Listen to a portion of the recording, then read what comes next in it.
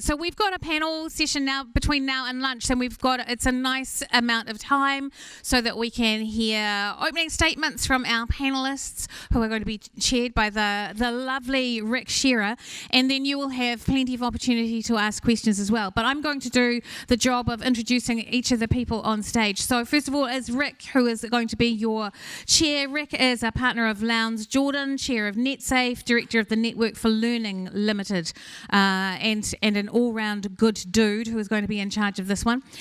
Jacqueline Peace is next to him. Jacqueline leads the global privacy function for Air New Zealand, and she's advised on privacy and implemented global privacy programs for 14 years. So there's a wealth of experience there.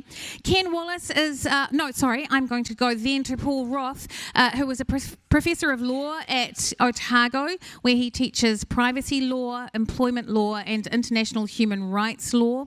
And then next to Paul is Ken Wallace. He's the New Zealand practice leader for technology risk and assurance at EY, which I'm not very bright. I didn't realise that's Ernst & Young now, rebranded. So cool, so hip. I missed it. So terribly sorry about that. So that's great. But you can tell they're cool and hip because look at him. Look at Ken. He's gorgeous. So that's our panel. They're going to do opening statements, but I'm going to hand over to Rick to be in charge. Let's make sure that's on. Yes, it's on. Morena, everybody. And thank you, Michele. Yeah, what we are going to do, having really only just been told what this is about and only just met my three colleagues here, we're going to wing it in the tradition of these sorts of forums.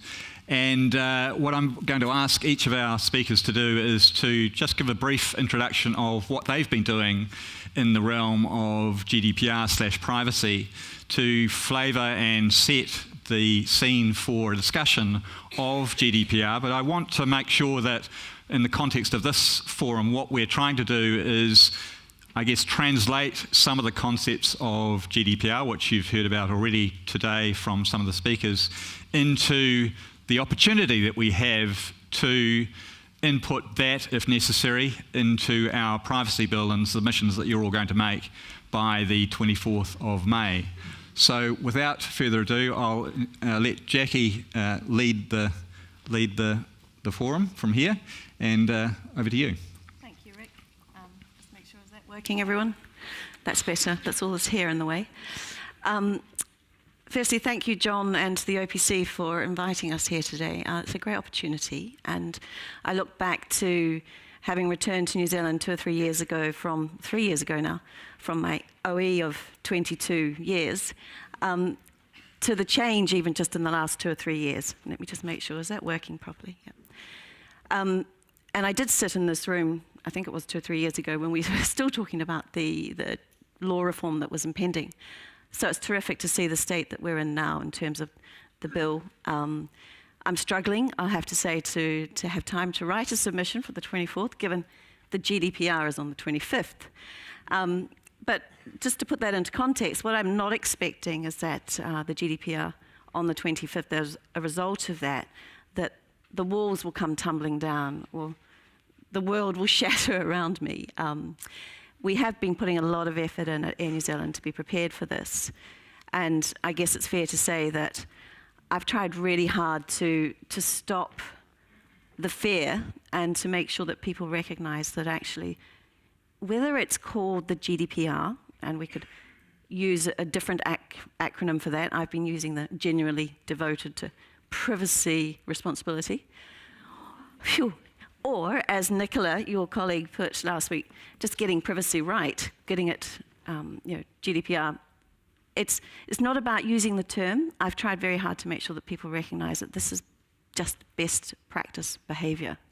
And our emphasis on the program has been about actually doing the right thing. We have a mission at Air New Zealand that we are talking about our employees, making sure that the customer remains at the core at all the time, but I've added to that by saying, and as a result, you're all advocates of privacy. You know, the mission is you're there to think privacy and do the right thing, because I have a tiny team and we've got a whole breadth. There's 12,000 people to get across, and that's across different jurisdictions as well.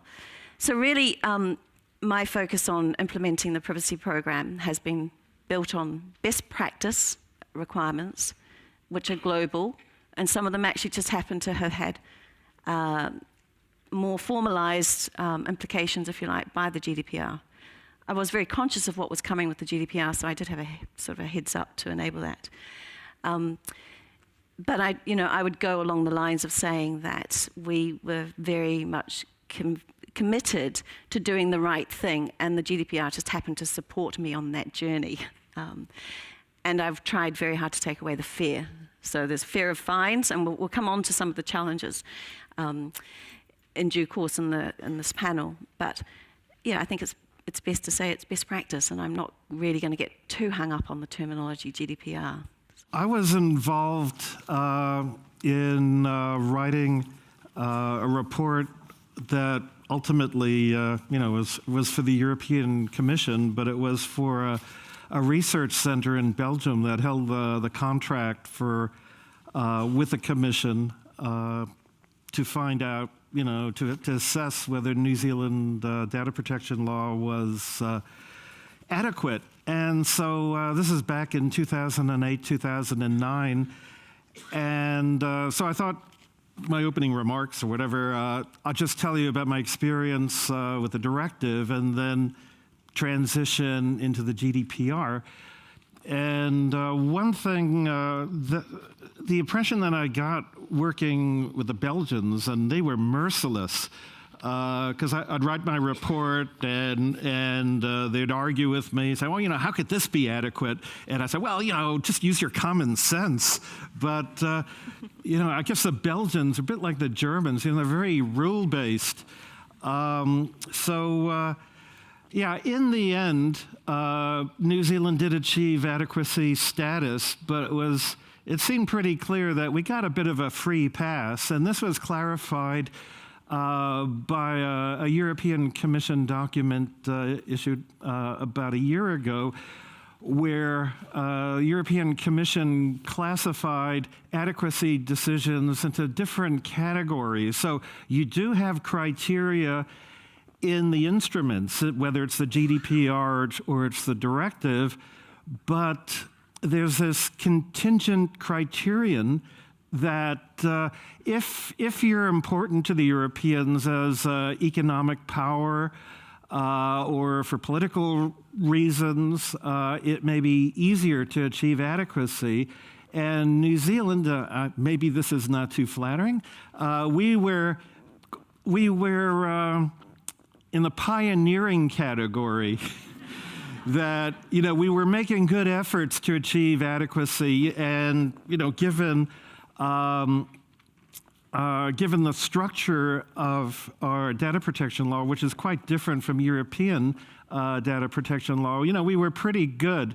We were almost there, but and almost is only good in horseshoes and hand grenades, right?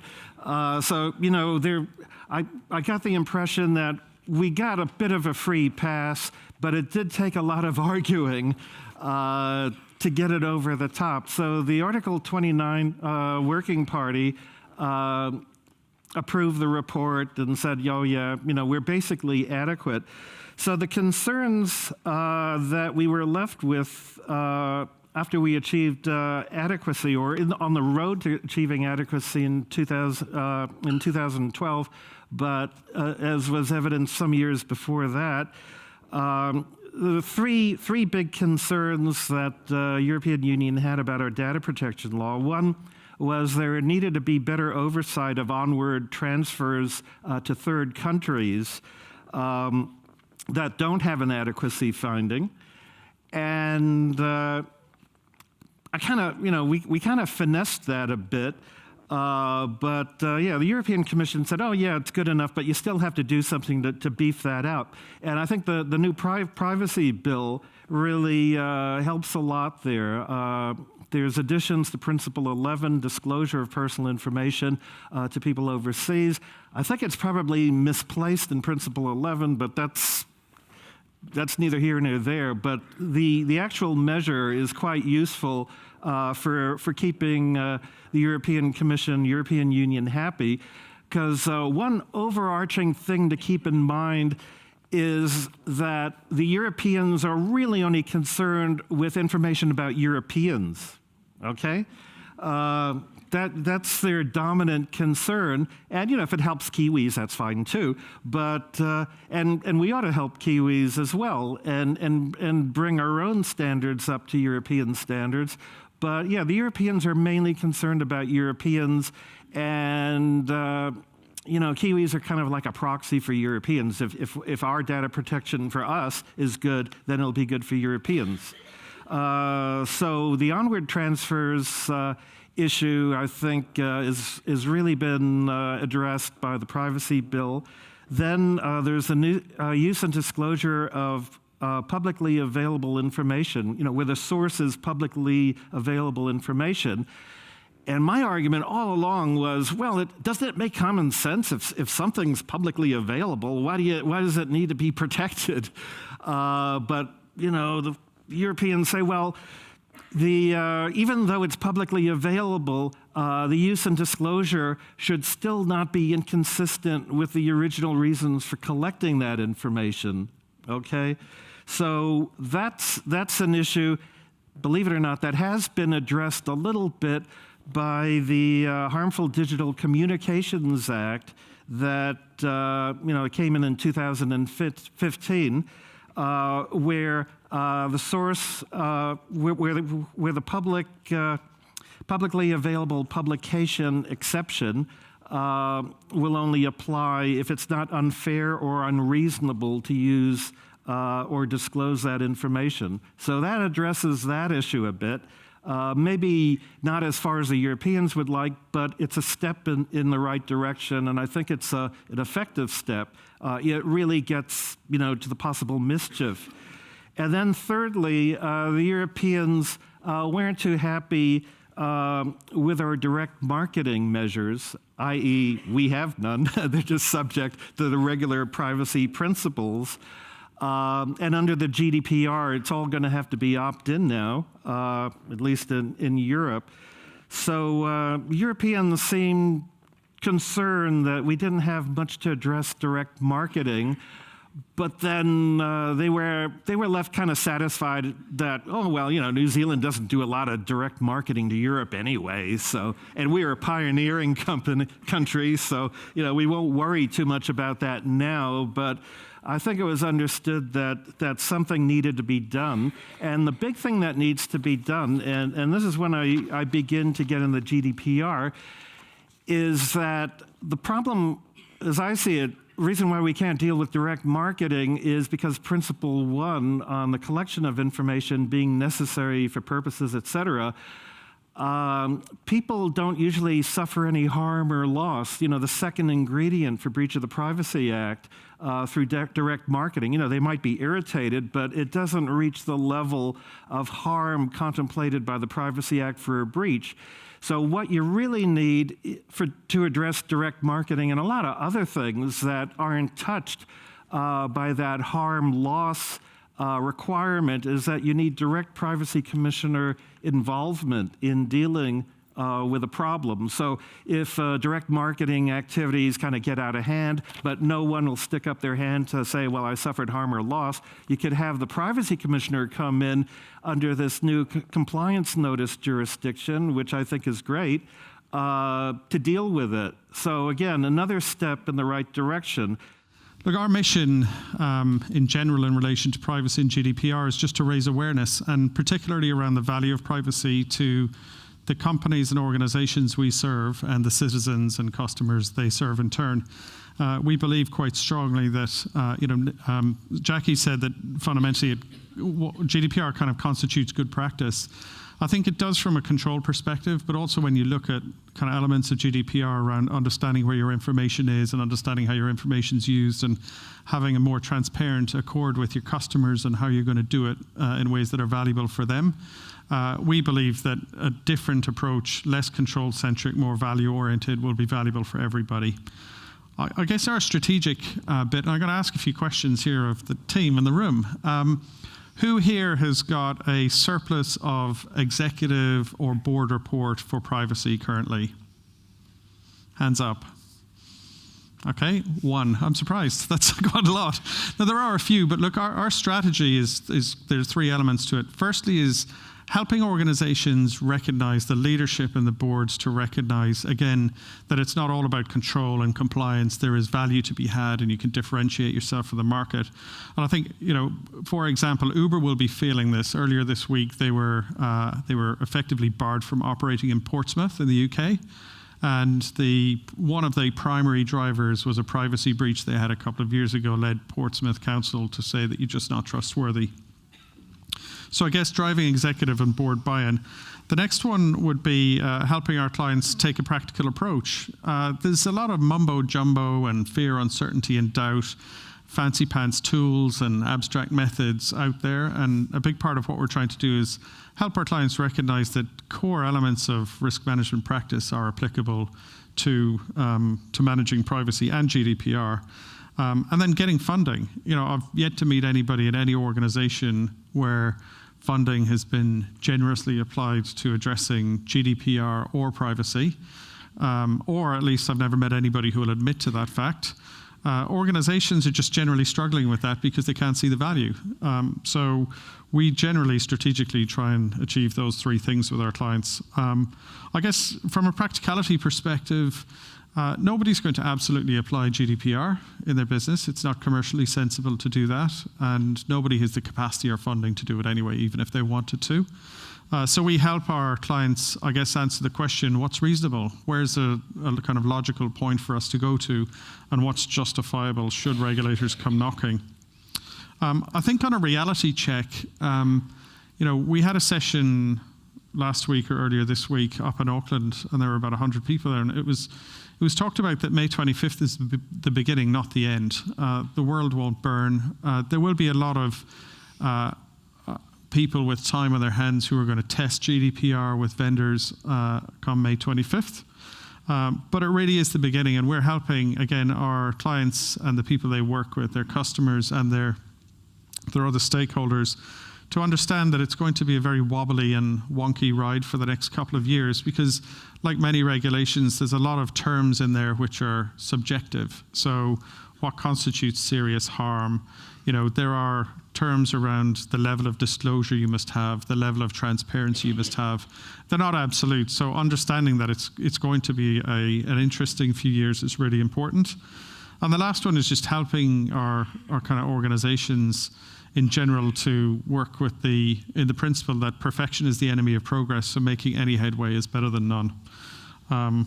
And I guess today here, picking up different sayings that will be useful, like horseshoes and hand grenades, and inert and alert. So look, that's kind of fundamentally what we're about at EY. Nikki, who unfortunately couldn't be here today, is one of our global leaders for GDPR, our APAC leader and our New Zealand leader. And I guess many of you will know her from what she's doing in the market, but if there's any questions that I can answer, you can ping her. Thanks, Kevin. Before I open it up to the floor, and I do want to open up to the floor because I know there are plenty of people with burning questions about GDPR. What I wanted to take the liberty of doing as I'm chair, I can ask the first question to the panel, which is to say, can you perhaps give the people in the room and the people listening online some clues about what you think we should take, and I use your phrase, Jackie, best practice. What are the best practice measures, whether it's in the GDPR in terms of a formal sense, or just best practice that we can translate into this opportunity, as I said, that we have at the moment for a privacy reform. Now, privacy reform doesn't come up that often, so it is an opportunity for us to I guess, do what we did in 1993, which is take a real leap forward in terms of privacy and reset that for the next 25 years. What do you think we should be doing with our privacy bill? I can kick off there.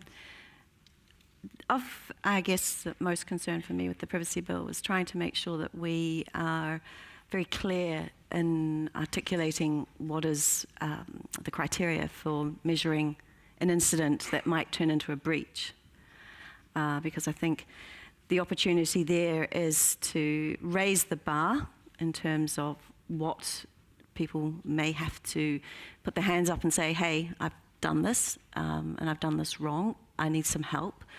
From my experience at Air New Zealand, when we have had an incident a couple of times, we've actually gone we've gone to the commissioner and talked it through, because I feel that actually that transparency is the most valuable way of building a relationship, but also building an understanding of what the intent is of the organisation, and we're not always going to get it right. So the criteria that I would like to see is or some kind of further articulation of the criteria as to what would constitute a breach would be important to us as an organisation, so that we're not having to constantly analyse and figure out, oh my gosh, should we tell, should we not? Should we tell, should we not? Because it's important that we are very clear when we've crossed the line and we know when we need to tell.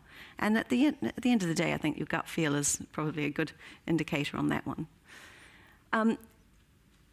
I guess, I know you asked specifically about the bill, but one of the things that I think is important is we should be looking for an opportunity to raise the messaging or raise awareness.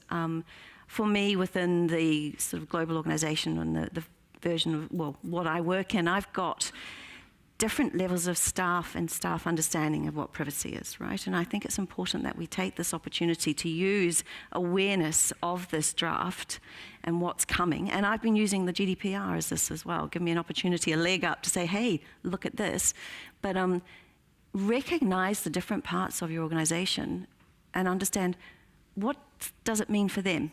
You know, I can't go and explain to cabin crew, for example, or pilots, you know, hey, there are X principles of the GDPR that I'd like you to understand. And by the way, Article 22 talks about, objection to profiling and automated processing.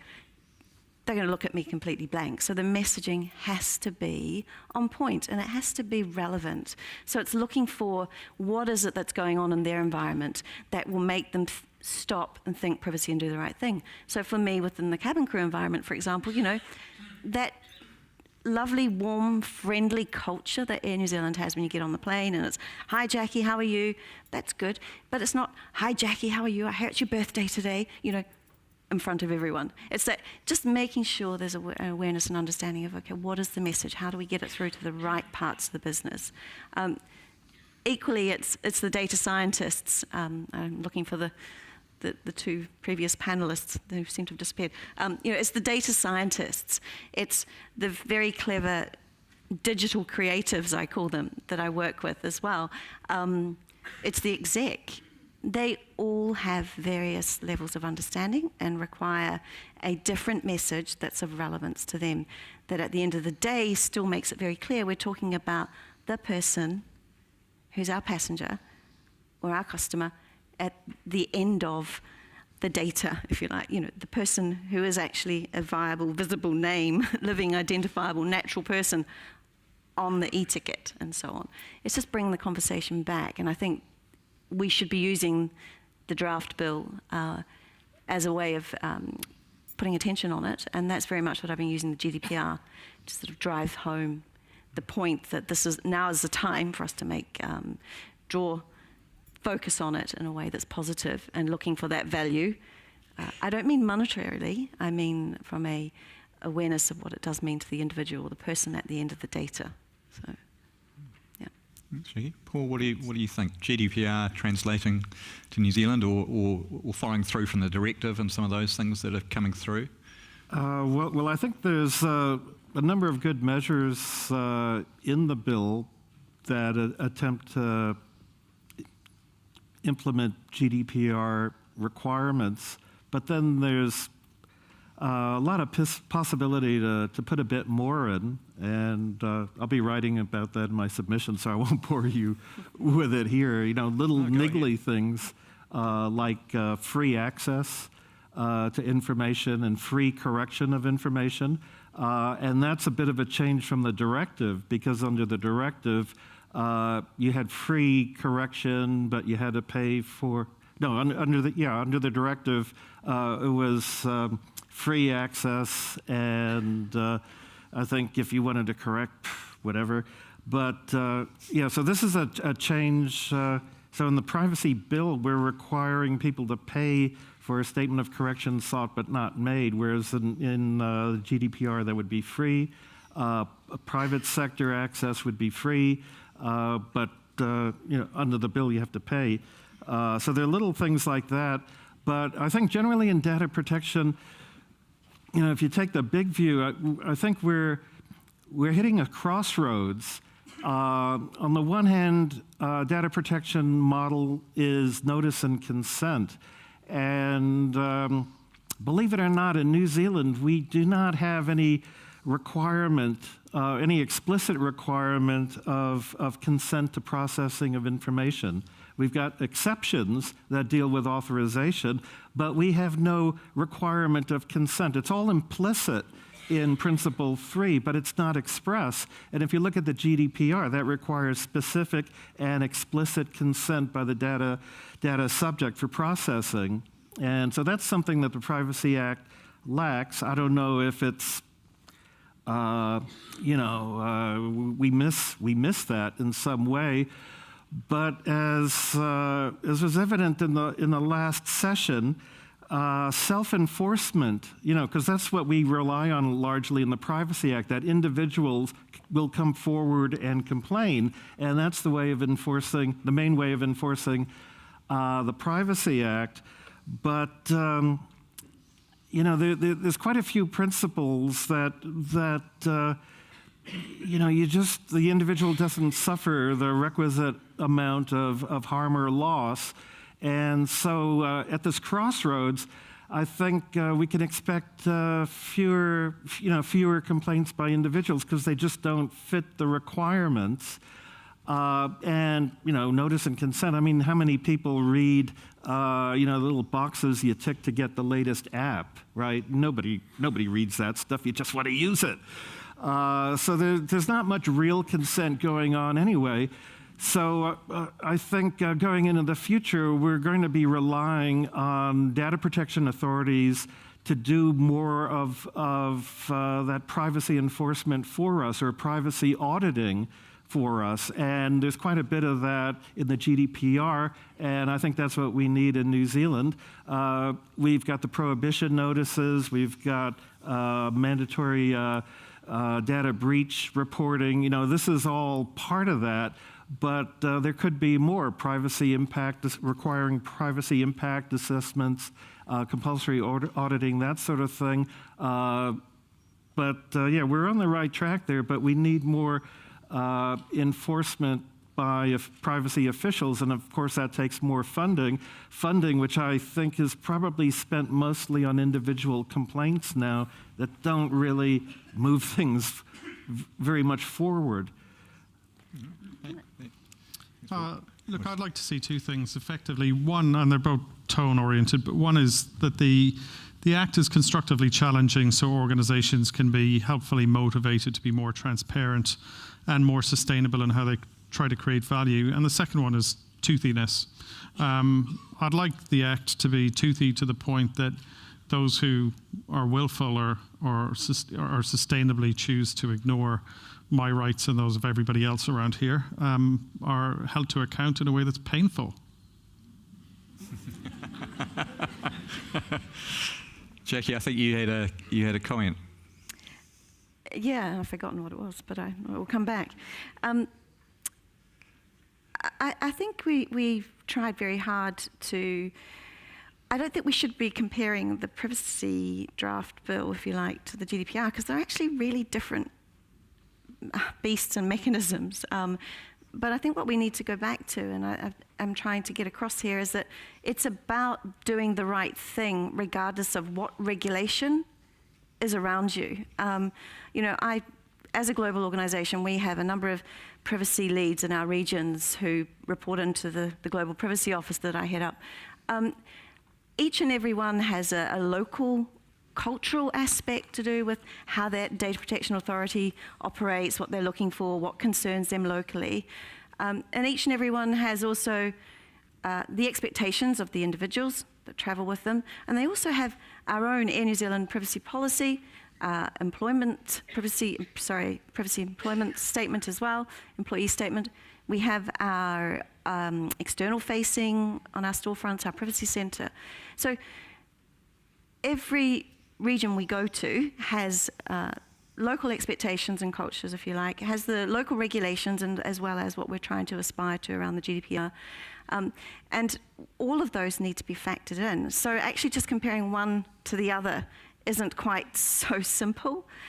So we've tried to lift it to a point where actually, if you're not happy to tell someone this is what we're doing with your data, then stop. Because that's when you know you've crossed the line. So when I am working with our extremely exciting digital teams, and they're brilliant to work with, I do need to just stop and help them say to themselves, okay, where do we put this in the privacy statement? You can't do that because it's not acceptable under Principle 1 or Principle 3. Because that, as much as I can talk nicely about principles, it doesn't actually relate, and they don't equate much to that. So it's, tell me, where does it fit in the privacy statement that my message out to our consumers, our 14 million customers, my 12,000 employees, tell me where it's going to fit and how you're going to say it, how you're going to word it. And that gets them to stop and think, are we doing the right thing? Because sometimes, just because we can, doesn't mean we should. And also sometimes, just because we can actually tick the boxes and be compliant, doesn't mean we should either. So I'm trying to raise the message to a more global sort of do the right thing and also stop and think, would you do this to your grandmother? Or what would you tell your grandmother you're going to do in the privacy statement? Make it something. Apologies to extremely savvy grandmothers, but ones who are digitally savvy, that is.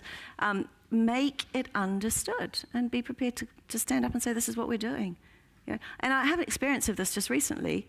Privacy goes way beyond just the information aspect for me, especially at the airline, because we have the behavioural, we have the environmental I've got to think about, And on a recent flight back from Heathrow, from London, where I'd been lucky enough to hear Elizabeth Denham talk, our ICO commissioner, I was put on a super selectee immigration or transportation, Transportation Security Administration, shall we say, the TSA, the US, put me on as a super selectee to be basically checked, physically, bodily, informationally, everything. So when I left Heathrow, that was okay. The people there were extremely polite, and asked very good questions, because this is a new thing that is being enforced upon airlines going into the US. Asked me nice questions, they stepped back, they gave me space. I felt okay. I didn't feel like I was doing the wrong thing or I'd done the wrong thing by my visit to London. And then when I had the layover in Lax and then I had to get on to the next journey, well, there you go, bang. I had someone in front of me escorting me, someone behind me. And I'm just thinking, okay, what is this super selectee process? This is not me as a superstar by any means. But it was actually physically uncomfortable.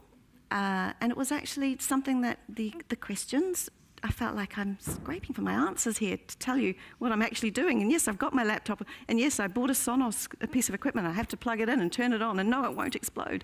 It was invasive. But it was part of the same experience, supposedly, from end to end. But the difference I felt leaving the EU to how I felt coming into the US. And when I asked the lovely TSA representatives, please explain, what is it, this process I'm going through? Ooh, I wish I hadn't asked, And I thought, oh, damn, I put privacy officer on my arrival card. Your airline chose you, rather. Your airline selected you. And I thought, see, I've done a privacy impact assessment. I know that wasn't the case, because that actually isn't the role of the airline. It is the role of the Transportation Security Administration. So the message was a little bit fuzzy. And that's where I stop and say, okay, you're not prepared to tell me the truth. And what I'm looking for is transparency and honesty, despite the regulation that overarches what jurisdiction you're in, or what jurisdiction you're in. Yeah. So that's good guidance for our privacy office, transparency and honesty despite the regulation. I think it's because you said, hi, Jackie, That's you know, right. from your earlier example. I'm going to open it up to the floor for questions, because I know some people have got questions, and I'd like to, give us the opportunity to have a good discussion. So, who's got a question? In New Zealand, we have quite a different way of managing citizens and residents' data, particularly their life data, from a government perspective, than they do within most countries in the EU. And I'm thinking specifically of biometric information here and asking this question, and the GDPR looking at biometric information, biometric data as being sensitive. We use it quite differently in processing in New Zealand than our equivalent government counterparts across the EU. Given that the GDPR relates to any European citizen or resident, which could mean a dual citizen living in New Zealand or a New Zealand citizen living in Europe, what implications do you think could be there for shooks, etc., that those agencies who deal with biometric data of New Zealand citizens and use it for processing, what implications do you think there might be that have not yet been talked about or have not yet been considered? And I think it extends outside of government as well, and possibly particularly within New Zealand, with the number of airline travel facilitation schemes that are using biometrics in order to improve facilitation and go for a seamless end-to-end travel journey using the biometric data secured in the chip of the passport, and how that's then transferred through, when it can be quite hard to know that the person who could be presenting with a New Zealand travel document, New Zealand passport, could in fact also be a European citizen or resident.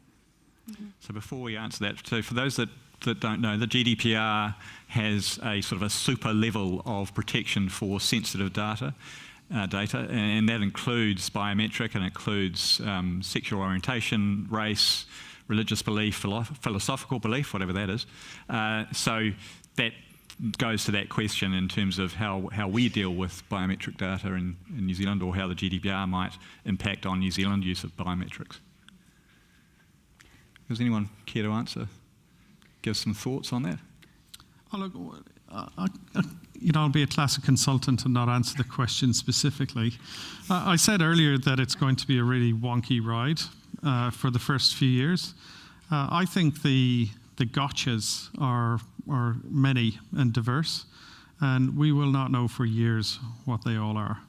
And I think the kind of definition of what's sensitive, what's your requirement to store or retain, what analysis, the classic one being, you have to authorize us to use the data and we can't deny you service if you don't. If your service requires that, you're going to have to do it.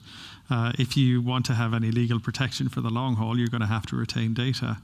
So I honestly, I think it would be lunacy to attempt to catalogue what all of those complications are going to be, but over the next several years they'll materialise, and they'll self-segment into be concerned about it and practically apply GDPR on those other areas. Can I add to that from the airline industry perspective? I won't speak on behalf of the airline industry, but from perspective of what we're trying to do with Air New Zealand, there's a couple of things in what you commented on. The GDPR is meant to protect those who might be resident for most of their time in the European environment. So I'm a British citizen. I do not expect to enforce my GDPR individual rights from New Zealand. However, if I was travelling and something happened to my data at that point in time, I would probably consider, oh, okay, that was me. But what we need to be careful about, and I think the challenge for us at Air New Zealand here, is that we're actually, we're offering those rights globally now. We don't have to offer that to me here because I'm a British citizen in New Zealand. I can actually put my hand up and say, in New Zealand, I object to you profiling me, or I object to direct marketing, even though I'm based here in New Zealand. And Air New Zealand's going to say, okay, we'll consider that, and we'll look at how we will apply your objection, and we'll put in place the right stops or remove your data from the right direct marketing, so it's not surfaced up.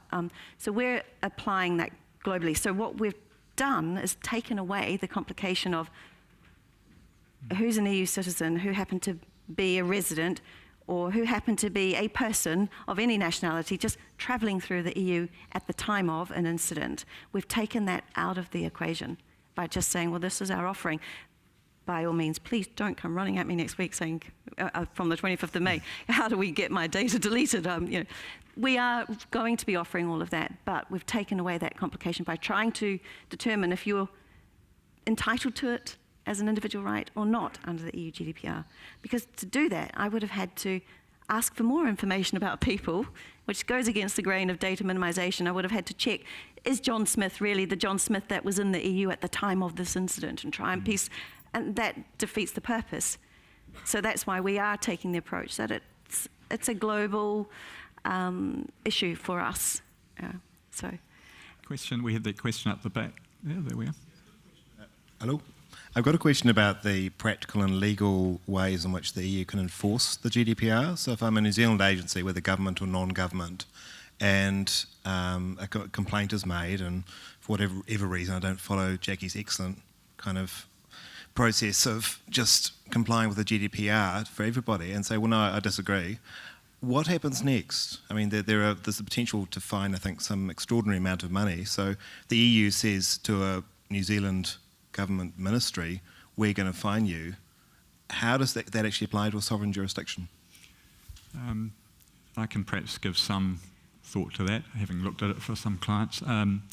The first thing I'd say is that I saw announced this morning through one of the privacy publications that I read that the regulators themselves are not ready for GDPR, which is a good sign in terms of enforcement.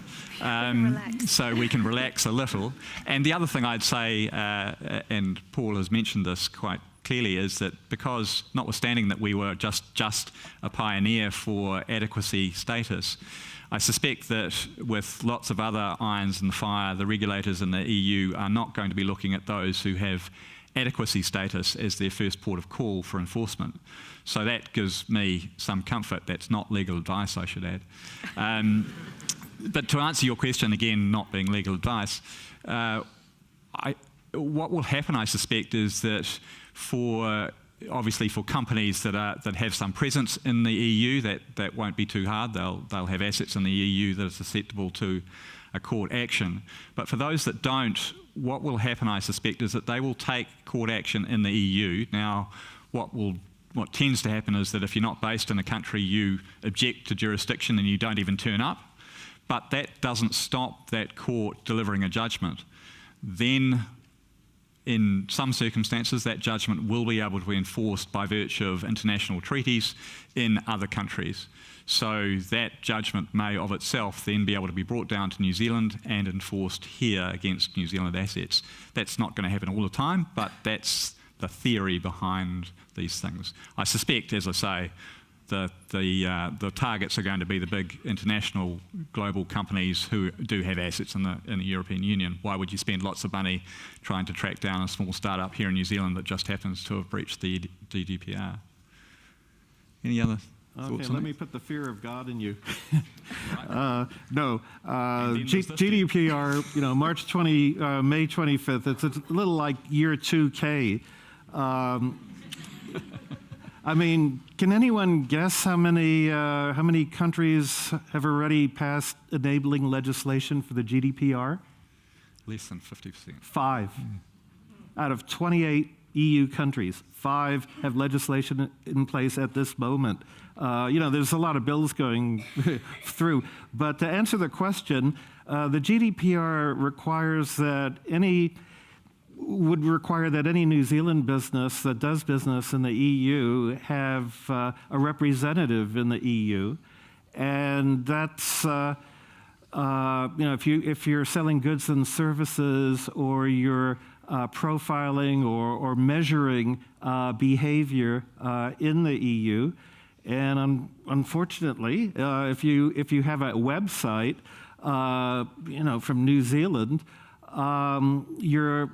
you could be viewed as processing EU information because when you're sending a cookie to an individual that's accessing a New Zealand website, that's considered processing in Europe.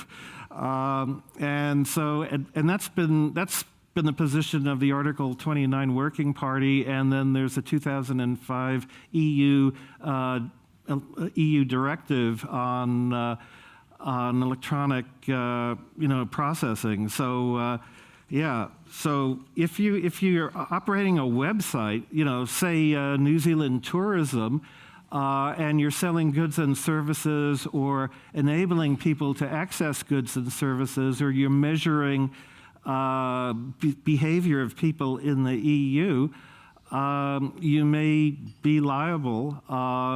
You may have to have an EU representative representing your interests in case you are sued.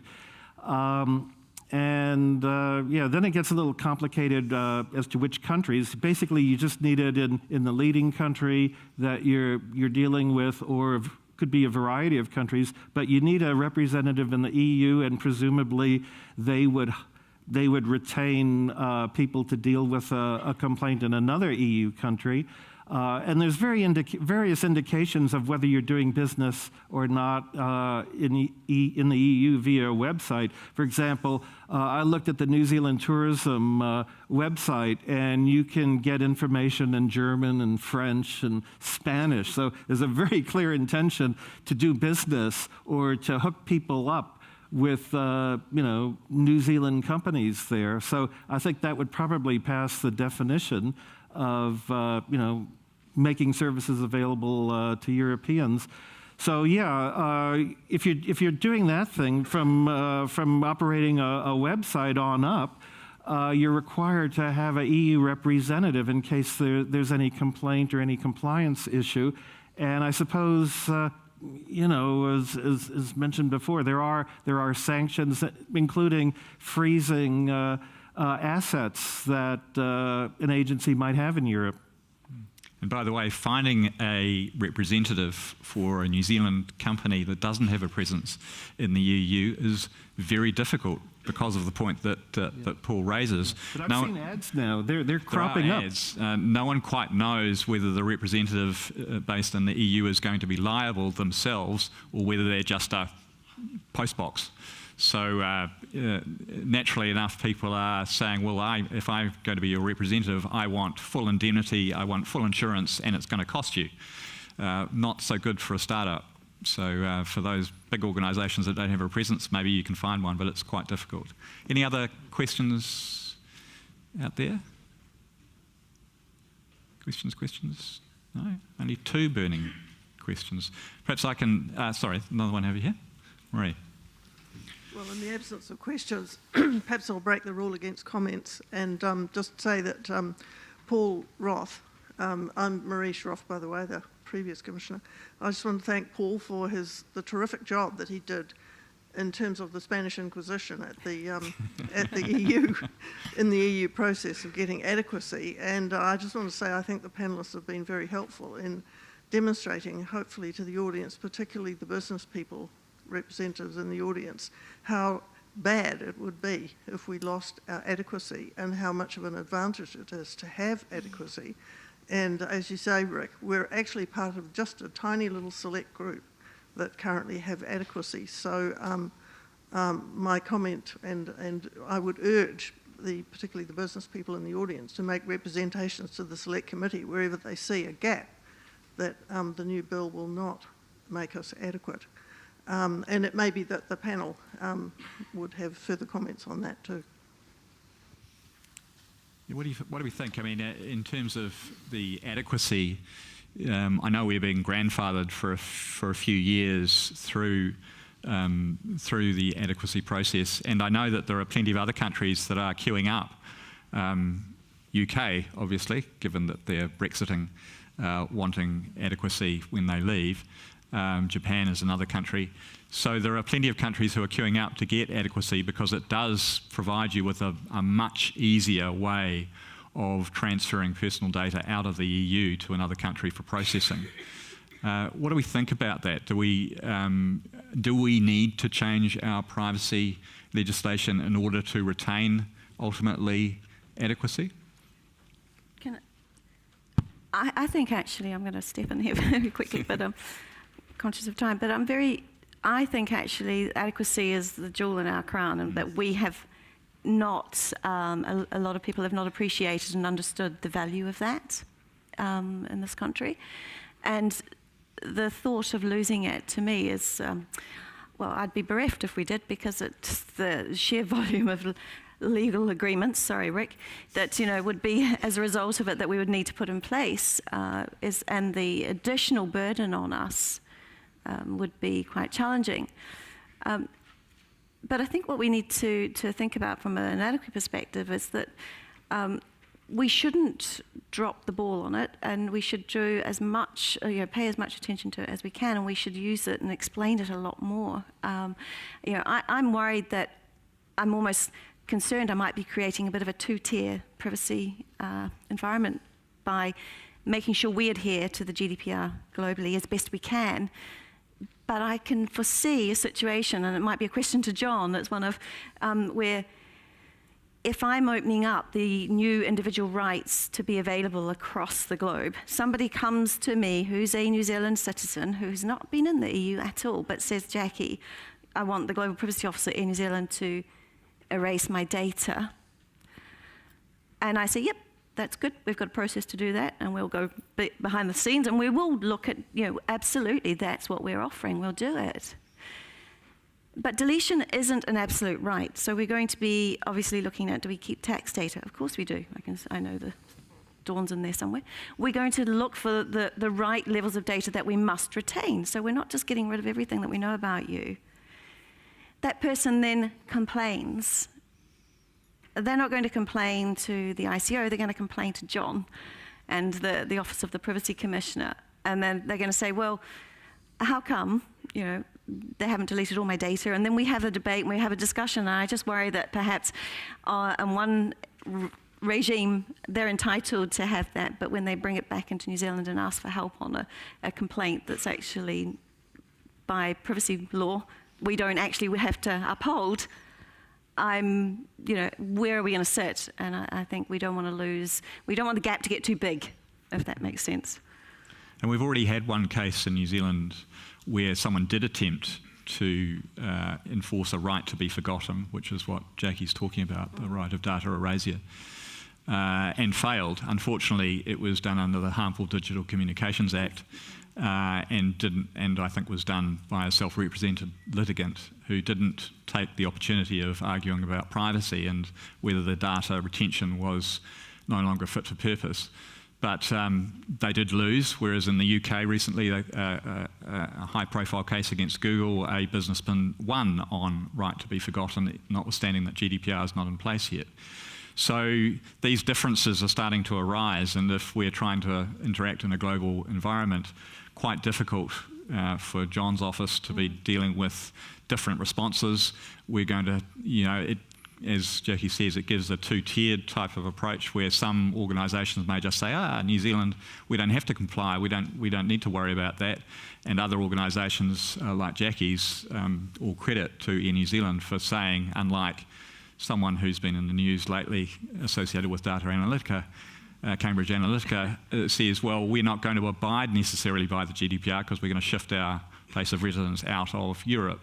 So these jurisdictional issues are quite important, and as I say, again, it's an opportunity for us to see whether we can perhaps minimise those.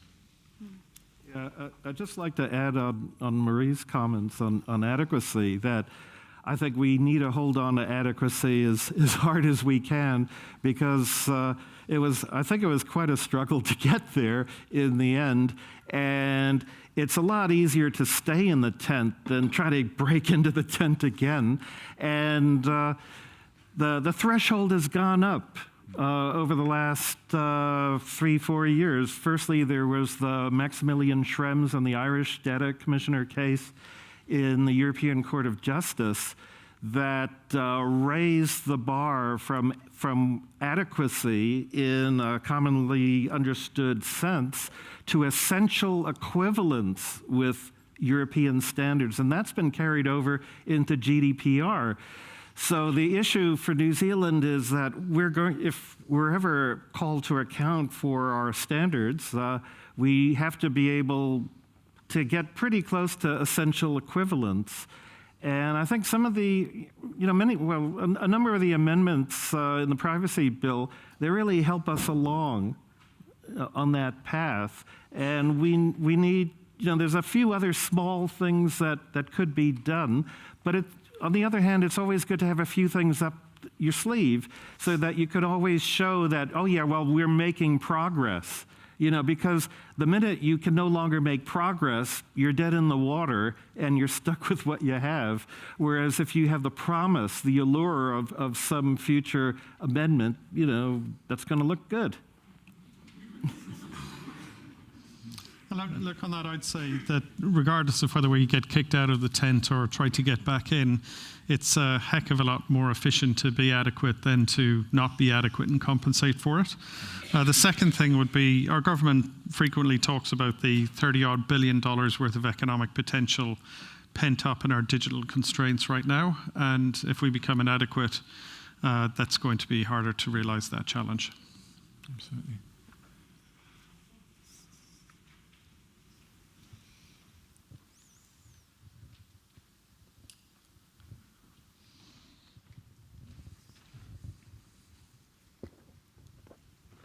Hello, my name's Francis.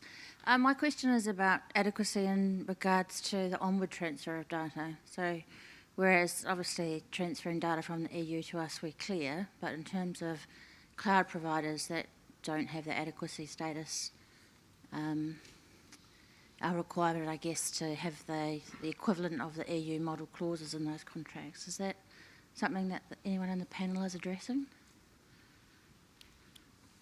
So I think Paul mentioned earlier that there is a proposed change in the bill to in some way address that in IPP 11 in terms of disclosure. So certainly it's front and centre in the GDPR. There's about 4 articles which deal with transfer of data internationally, whether you're in a global group of companies or have adequacy status or don't.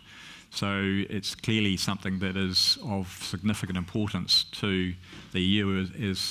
As we were talking about, they seem to be much more concerned about EU citizens, and once the data goes out, they still track it. So whether that's enough to get us across the line for, what did you call it, equivalence? Essential equivalence, I don't know, but it's certainly there, and it's something that I think we should look at. My question is also directed at, I know there's a difference between how EU legislation is drafted as opposed to in our jurisdiction, but if the New Zealand government or a body or whatever was to propose a set of model clauses that could be used for that purpose and potentially mandate it, then it takes all the bargaining process away, so people who don't have the high bargaining power with suppliers would still be able to ensure those adequate levels of protection are there with vendors. Do you think there would be any appetite for a collective set of clauses to be created in that respect? I've certainly found the EU model clauses a terrific way to set the bar and not have to, it's a mutual agreement. People have to, there's no debate. There's a schedule where you can add a little bit that's nuanced about the type of data and the countries, etc. But having that standardised agreement that levels out the expectations on both sides has been extremely helpful. I couldn't answer as to whether or not we think that we'd be doing that. Worth a submission, though, Francis. Yeah. Be a great instrument to use.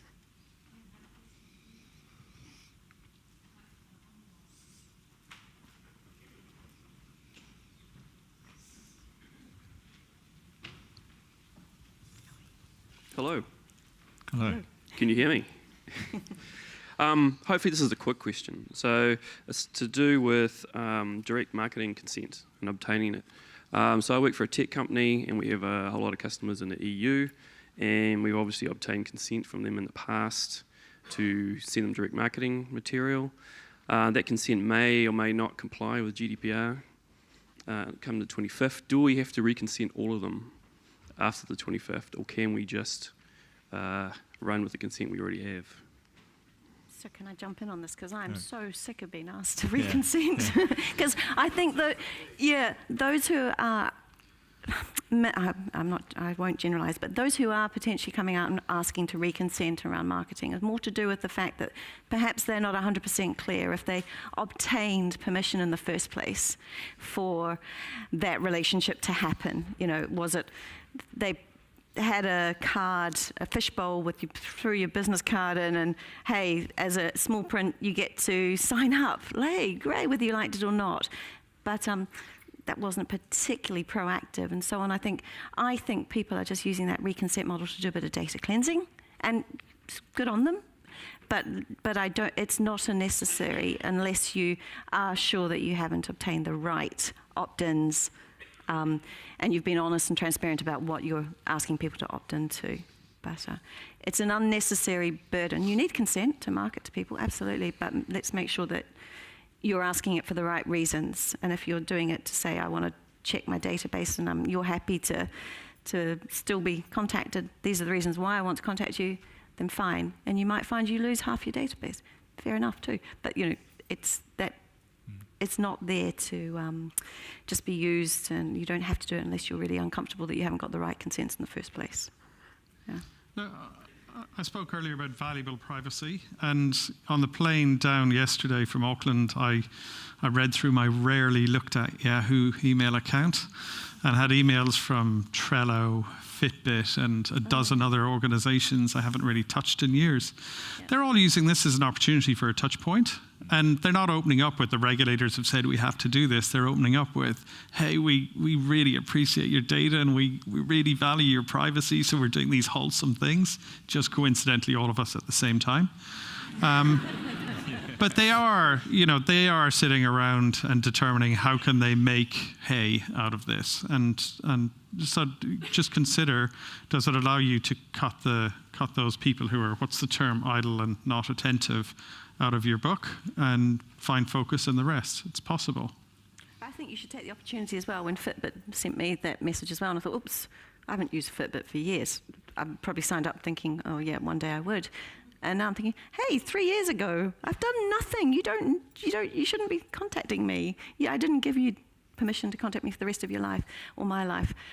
So, I think we as citizens should use it as an opportunity to clear out the junk and say to Fitbit, actually, no, I no longer need you to have my information. So no, you don't have permission. I don't want to hear from you again. Or, make sure that you unsubscribe. So we can do a bit of cleansing for ourselves. Sorry.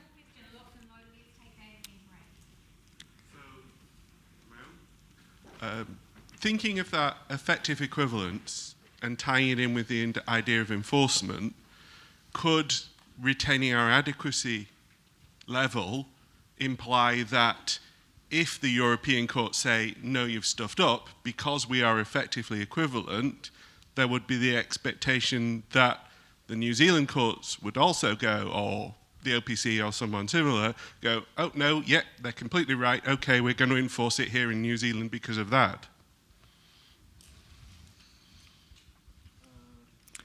No, I think you're conflating two different things. So the adequacy requirements are a European Commission granting New Zealand as a country adequacy in terms of its privacy and data protection laws. What you're talking about is enforcement. So a court saying, hey, a New Zealand court saying, well, we recognise GDPR as a standard and we're going to enforce on that basis. So it's a different issue. Yeah. Yeah, it's a sort of a reverse issue. Yeah. But it's still a good point. Because, I just wonder, I'm thinking out loud here, maybe if you have a right that purports to be essentially equivalent to an EU right, that could be used in a legal argument, to help interpret maybe something in the privacy bill, or it may serve as a foundation for a legitimate expectation, in a public law sense. I don't know, but yeah, as I said, I'm just thinking out loud here, but trying to make use of that, the core of that idea. That sounds like a conversation to have over lunch, you two. Great. Thank you so much to the panel. Can I just suggest, I may have found a solution while you've been talking to the need to find an EU rep. It seems to me that if we've learned anything this week, it's that to prove New Zealandness, all you need is a swing tag that says Made in New Zealand, that was made in New Zealand. So I think if you just attach a Made in the EU to someone and that tag was made in the EU, then you're sweet. I can do it. I'm not busy. So thank you so much to our panel. Thank you, Ken, Paul, Jackie, and Rick.